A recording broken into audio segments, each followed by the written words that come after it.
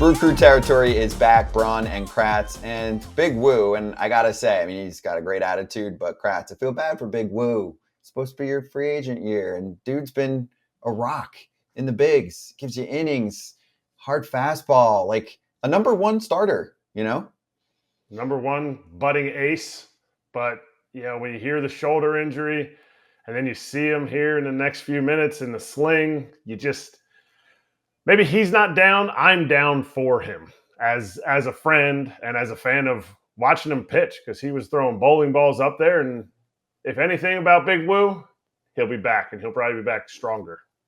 Well, we're obviously going to get into that because I think he's going to be back at some point late this season. Who knows? Maybe he's on, like, here's your wild prediction, okay? He's on the Brewers still, and he's coming back, and the Brewers trade him, and he's part of another team's playoff picture because Burns has already been traded, and they're going through a little bit of a transition, and he gets traded to Craig Counsell and David Stern's Mets. I don't know. That would be freaking wild. Anyway, I'm not going that far with him. Let's ease it in, but we'll lift his spirits. Big Woo right now on Brew Crew Territory. Big Woo, Brandon Woodruff from the crew joining us right now. Come on, look at that. Wow. We have an agent. Are we going to go there, though? Is it gone? I don't even know who he is now. We have an age limit I'll on let this you show. handle this. We have an age limit on this show. Hold on, I'm gonna let you in on a costume secret here for Halloween. So, my wife's a big, tall, blonde-headed lady, and I got the little mustache rocking. So I think we're gonna go as I've got a Travis Kelce jersey in the closet, so we're gonna go as Taylor Swift and Mr. Kelce for Halloween. Big Woo, Big Woo. This is TV magic. I want Tom Frazier. I want Tom Frazier to read what I wrote for your costume, Joni. And I didn't say anything. You didn't tell me anything. Read it. Said Joni should go as Taylor Swift and Travis, and you as Travis Kelce. Let's go. Come on, when you know somebody, you know somebody. Let's go. Right there. Solid. Give me some. That's TV magic. That was good, dude. Tell me you know Woodruff without telling me you know Woodruff. Jeez. Solid. I mean, yeah, let's go. All I gotta say is, Big Woo, we showered together, kid. We showered. We did, yes, we did. That's it. Locaine knows it. I told Locaine yesterday. Oh gosh, man, that's good. Feeling there? How you feeling there, handsome man? Man, I'm good. Just getting into off-season mode. We just got off the playground. I don't know if you can hear my little girl back here, but she cooking a brisket all day, so we're going to have that tonight. But, man, just, you get into off-season mode and kick it in and relaxing a little bit, but doing good. How's the arm, how's your arm? How was surgery, the whole deal? Yeah. The brasso is good, man. It's I got about 2 more weeks here in the sling, and honestly, sleeping's the worst part, just getting comfortable, but it's been good. Everything went really well with the surgery, and I'm glad just to get everything fixed and ready to go. Do you do lower body? Like, give me the exercise breakdown, or you have to wait and then you can do that?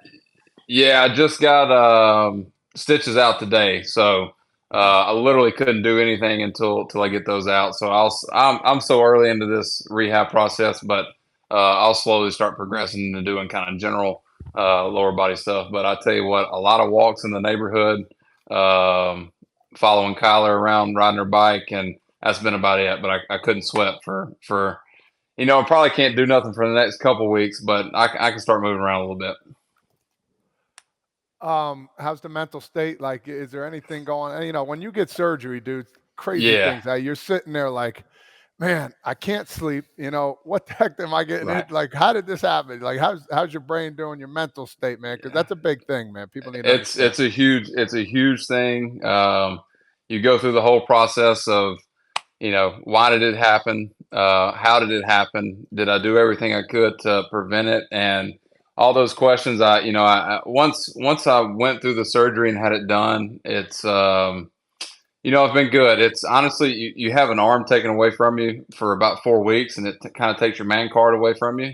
You can't do anything.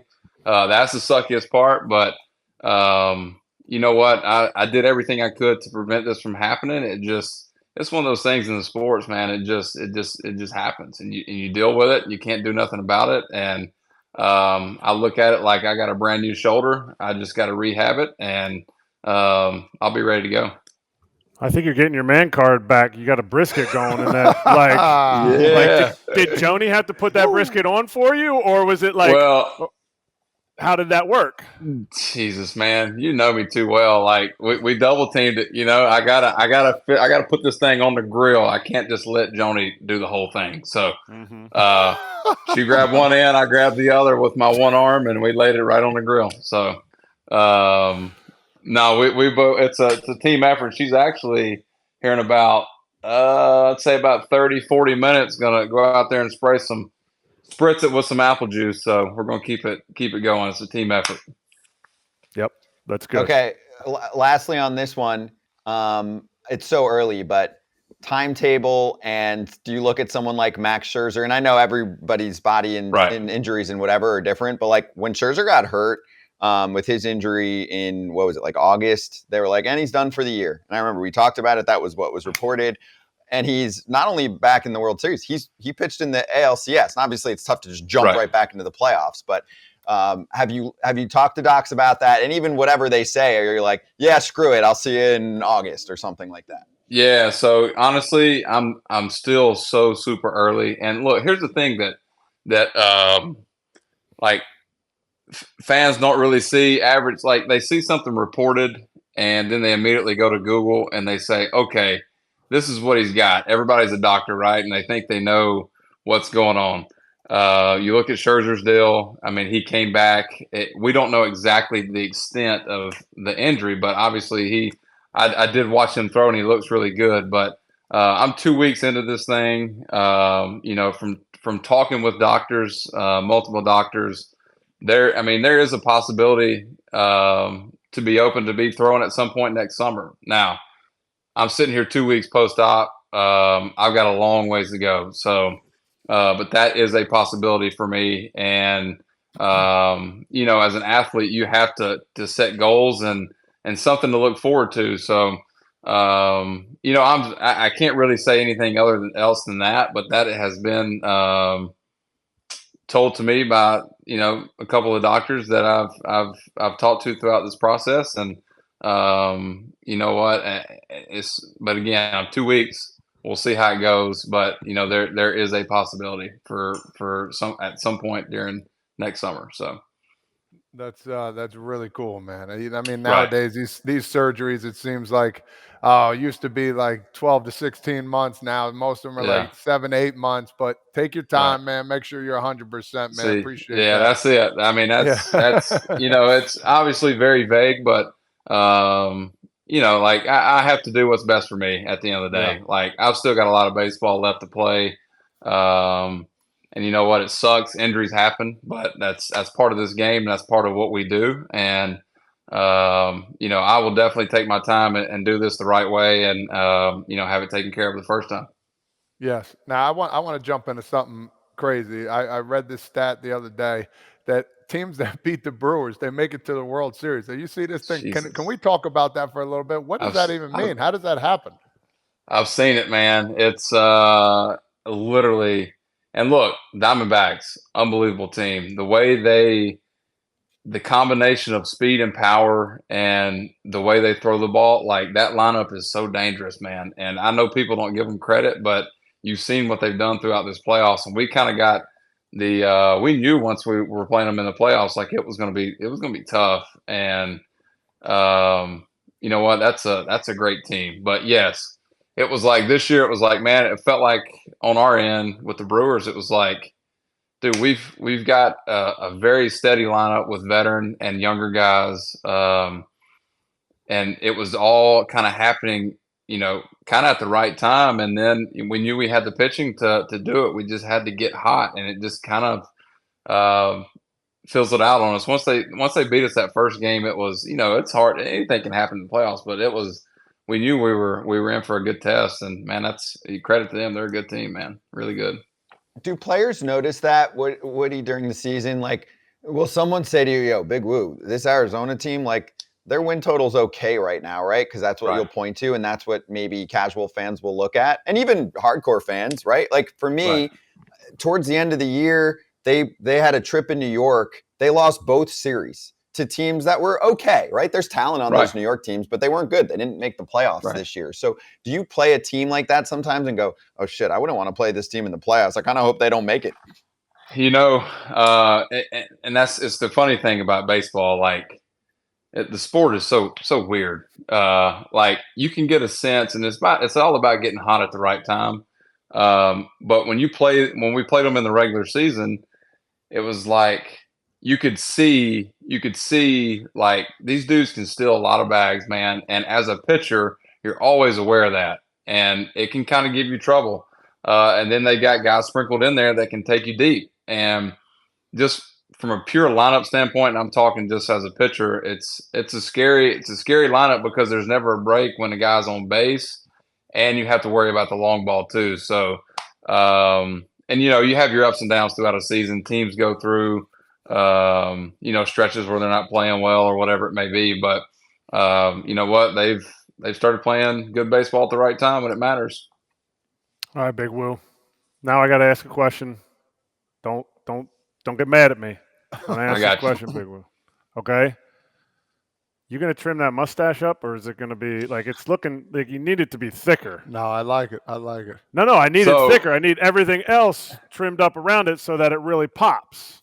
I still got a few more days before Halloween, so I'm kind of letting this, you know, not slick, but I'm gonna take it down and kind of emphasize the mustache. So yeah, I'm still working on it.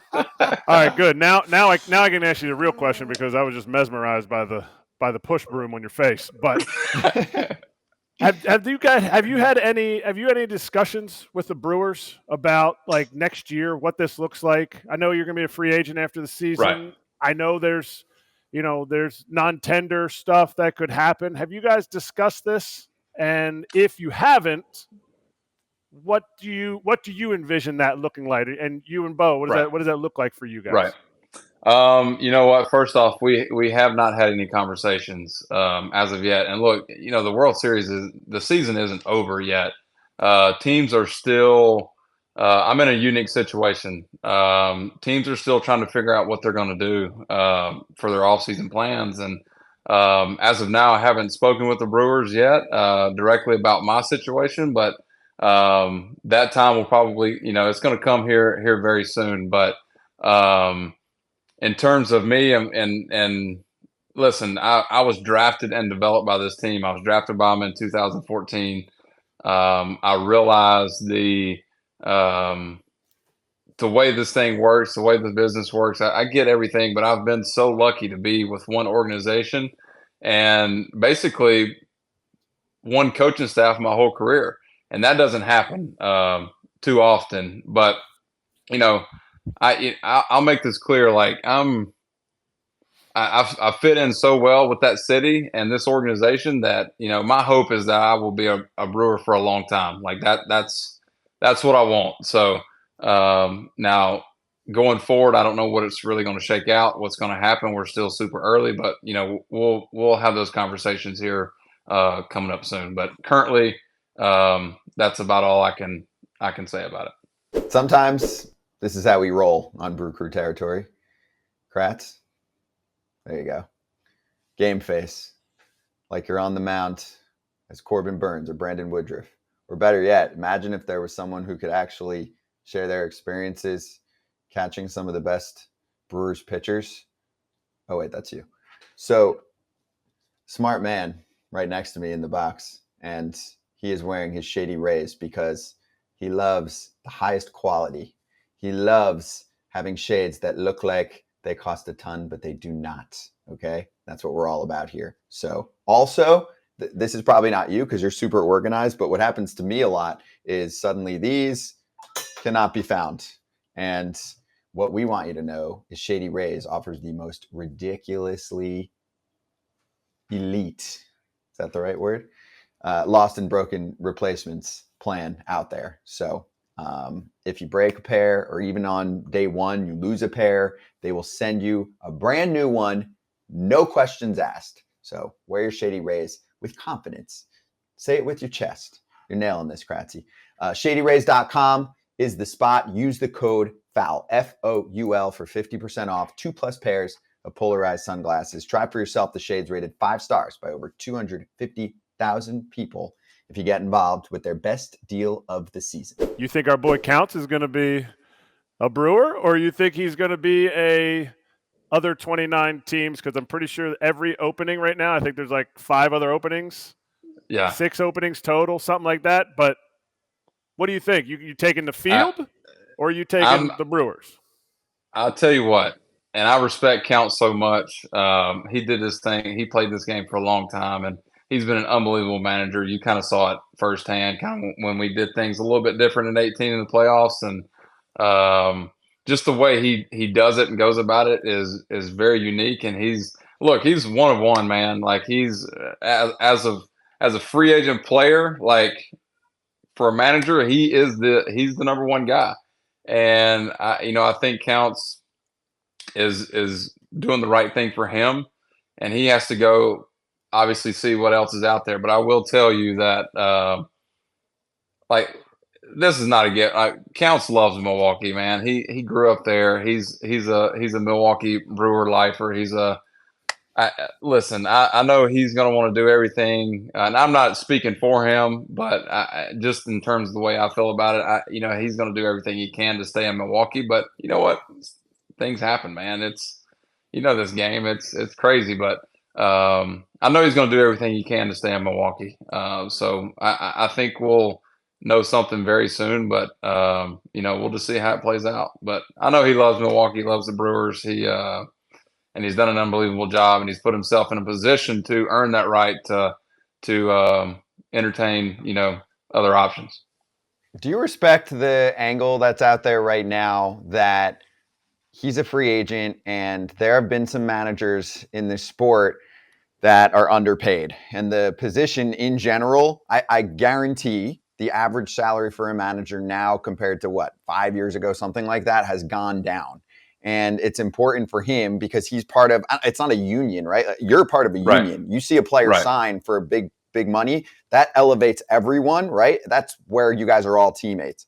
To me, I'm looking at that situation in the same way. This is a really unique case. You don't have a young manager, who's just been one of the best in the sport, undisputed for a while, have free agency with a lot of teams open, teams that will spend, and a situation where for some reason the salaries have gone down for many skippers. I'm not saying him, he's paid fine, but this can elevate the field. Do you know what I'm saying? Like, to me, I respect 100%. That. I'm curious from the player perspective what you guys see. Yeah, I think you hit it head on. Like, I mean, that's kind of his situation, right? Like, I think if he's the best at what he does right now, and if he commands a larger salary, then I think that's going to help coaches, managers, folks down the road. And it's just you said exactly how I think players look at it, how I look at it. Like, he has to do what's best for him, and I think do what's best for the game. So it's going to be interesting. We'll see what happens, but you know what, Counts has been, he's been so good to me and all those guys in that clubhouse. And you know what, I think everybody wants the best, for Counts. All right, now you got to take us around the tour of you're just absolute ADD in the background of your. So we got a Normatec, not a Normatec. We got the stim machine. We got arrows. We got your high school team picture. We got. I hope that's Clayton Kershaw's autograph on your jersey from when you hit a dinger off him, but I don't think it is. We got a Masters I do have the flag. ball though. You have the ball. You have the ball. I got the ball. He still needs to sign that. Oh gosh. He did sign me a jersey last year. Listen, dude, Clayton's the man. I've told this story before, but we kind of broke the ice. It was right before the COVID, in the spring of COVID, right before it hit, and we all got sent home.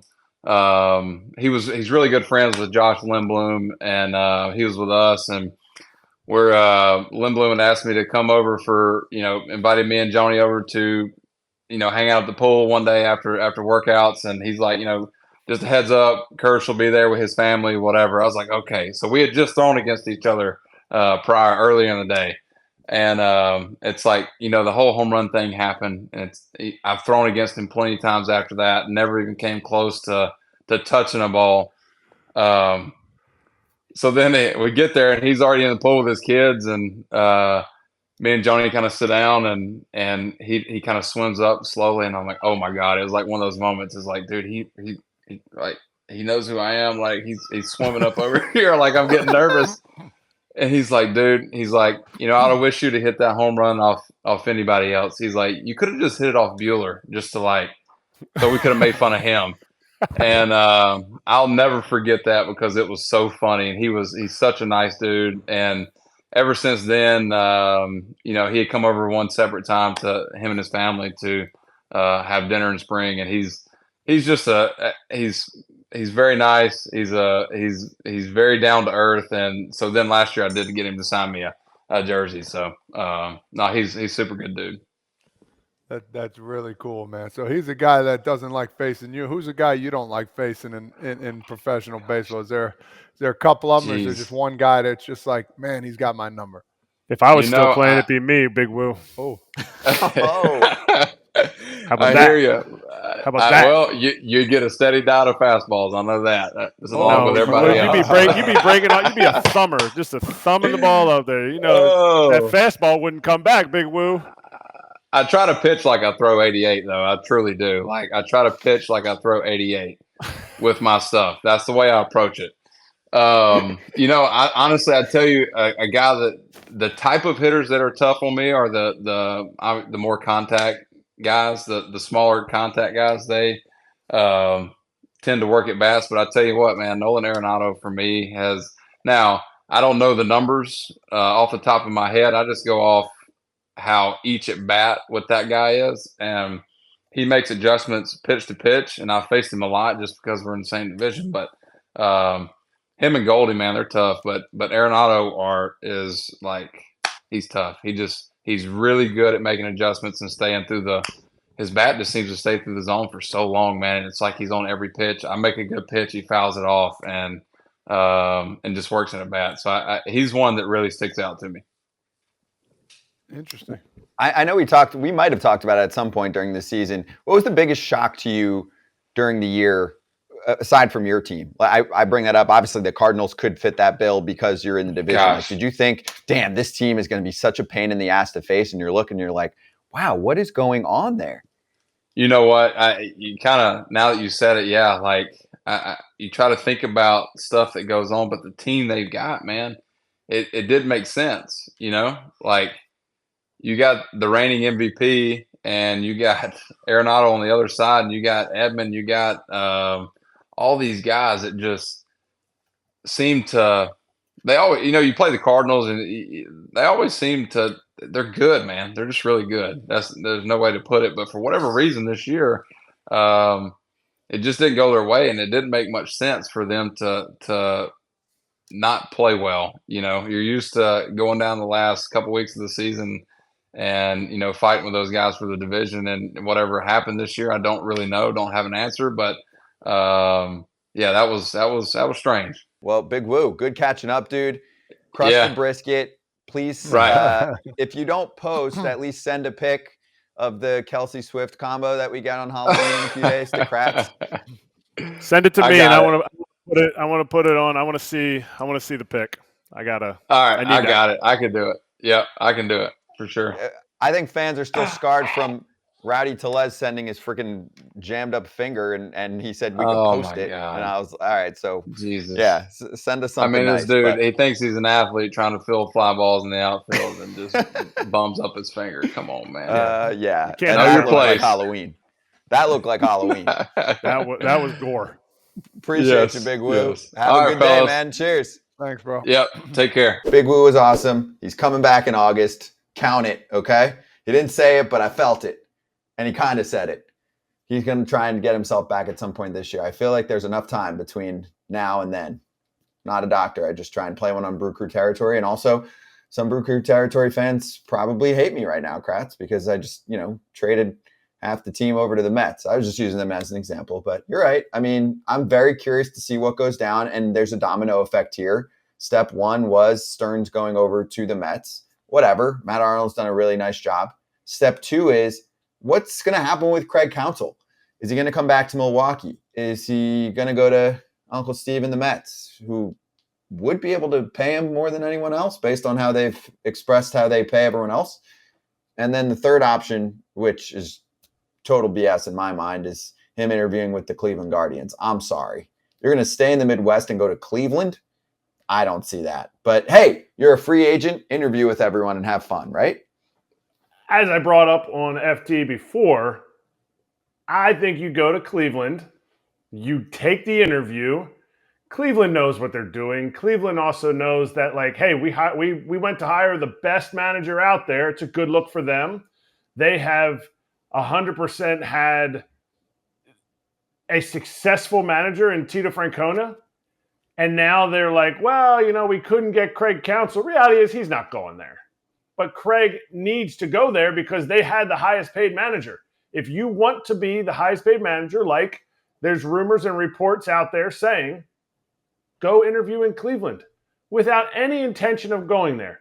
And to say the Brewers or the Mets can pay more than the Brewers, I would disagree. Yes, the Mets are going to pay players a lot. But the value that Craig Counsell brings to your organization, and the fact that Mark Antanasio owns a team in the smallest market, he has shown he will pay. He paid Ryan Braun. He paid Christian Yelich as cornerstones, anchors of this team. You know who else is a cornerstone and anchor of this team? Craig Counsell. So if it takes a raise to $7 million for 5 years, that is a value that they will get that back every penny. He is a local guy. There's advertisement in that. And there's stability in that. There's stability in that. Brewers fans appreciate stability, and nobody sees and reads the area of Milwaukee better than Mark Antanasio. Hey, you might not agree with me as a fan there, but based on how other owners do it, he does a really good job. And so he reads that, and they know that's what they want. They want somebody that cares about their team, and Craig Counsell cares about his team. So don't count yourselves out, fans. He can still come back. Can I ask you a question about the Cleveland interview process? Is there any chance that one of the questions to Craig when he's there is, do you really want to be here? Are you really here for real? Like, I feel like it would be hilarious if that's one of the questions from, one of the head honchos in the front office there, Chris Antonetti, Mike Chernoff, who have both been there for a while. I think it would be humorous if they sit there. For them, you get time with a valuable brain in the sport. You get to absorb information. So do all of that, okay? Have a great lunch, whatever you're doing. Spend your few hours. The very last question has to be, did we just do this for fun to hang out? Or is there any truth to this? Like, if we pay you more than anywhere else because we believe in managers, as you can see with Terry Francona and what he did for our franchise, which this year I think was bottom 3 in payroll, and not that they were good this year, but they were okay. And in previous years, it's usually for them a low budget and high return. Maybe they do look at it and they push over to their owner and say, hey, you're only giving us $30 million to spend this year. We want to spend 6 of it on Craig Counsell. And here's why. And maybe they do convince their owner into that. So I'm just curious if they say all that at the end, but they're like, you're really going to stay here if we give you 6 and Milwaukee offers you 5? Are you going to come here? Who says that first, though? Craig or Cleveland? Cleveland. Because you think Cleveland? Because Craig's sitting there too. Like knowing guys that have gone through the process. You go in and you say, okay, do they really want me, or are they just trying to interview everybody that they can possibly interview? No, they want him. Are you kidding me? I think they would love to have him. No? I think they would love to have him. I think he's up there. I know Stephen Vogt interviewed there, and he'll be great too in that spot. I like that candidate.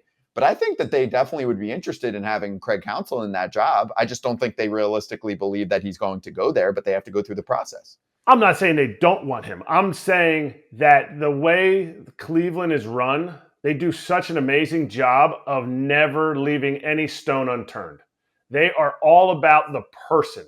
And if they can find something out from Craig Counsell, like, hey, I handle this situation in this way, and they're like, wow, we never thought of it that way. They are an organization that is so open to inviting good people in. They want to hear them out. They want to hear everything they have to say, that it could be more of an information gathering type of thing. I don't think they're trying to skimp on manager payroll by hiring one person over the other. I don't think Cleveland's doing that. And I don't think Milwaukee will do that either.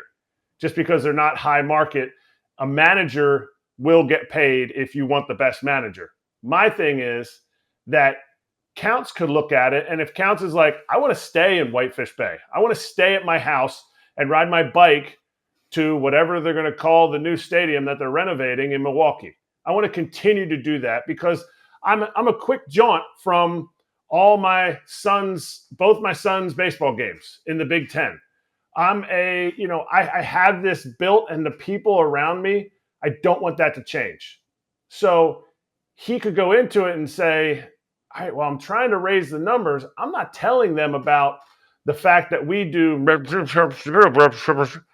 and I'll leave that to myself.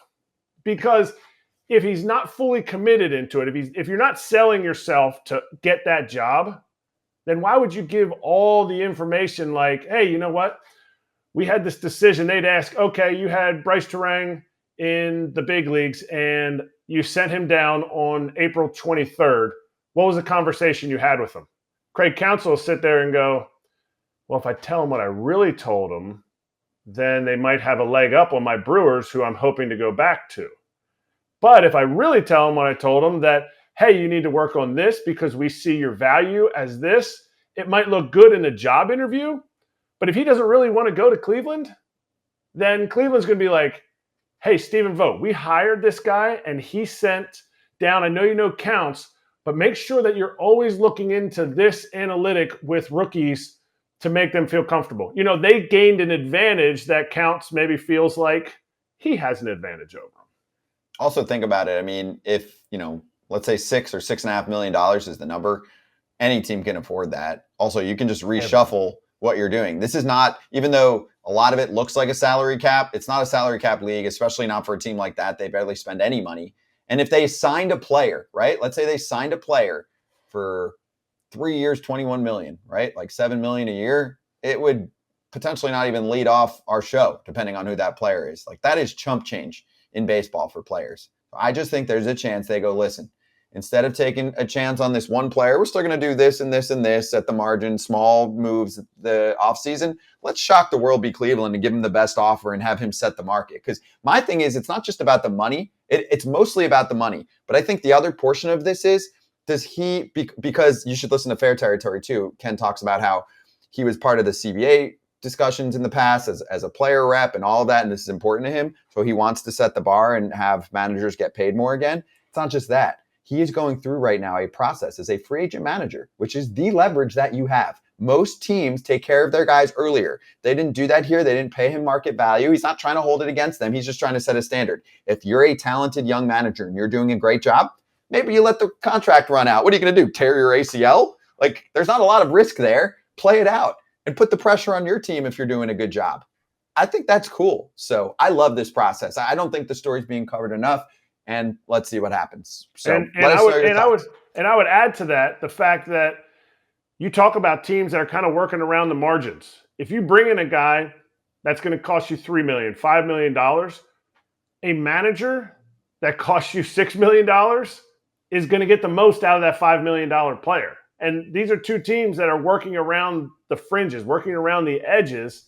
And it's something that Cleveland really does a really good job of. So I don't discount the fact that they may push a lot of chips across the table to them because Cleveland has one of the most extensive offseason training and nutrition and educational classes of any minor leagues that I've been involved with, in the sense of like tons of coaches, tons of teaching. They have a chef that goes shopping with you to teach you the things that they feel like if they put $1 million into, which $1 million is like, here's your $1 million for baseball teams. and you're improving the players around the edges, the fringes in your minor league system, that's super easy. That is a super easy, margin of return, whatever that is. POI, rate of return, ROI. Yeah, return on investment. But this is the reason why I think the Mets are going to give him the bag, because they can pay him more than anyone else if they really want to. And I don't think the options look great for them. I'm curious to see what they look at, but Steve Cohen, the owner, who definitely has a big say in things, does not like people learning on his dime. He's not going to want that guy that hasn't been there before. So he's going to mostly give autonomy to Stearns, but Stearns knows him. I'm sure he speaks super well about him. And they just went down the route of the guy who's totally been there before in Buck Showalter. So for me, that rules out some of the guys that have been around the block. So I just think this is the perfect candidate for them, and they're going to go hard. That's why it's fun. So let us know your thoughts, comments, questions in the comments if you're here on YouTube. Otherwise on pod, rating, review, the whole deal if you like Brew Crew Territory. We appreciate you. We'll still run this in the off season, so look out for it, and we'll see you next time.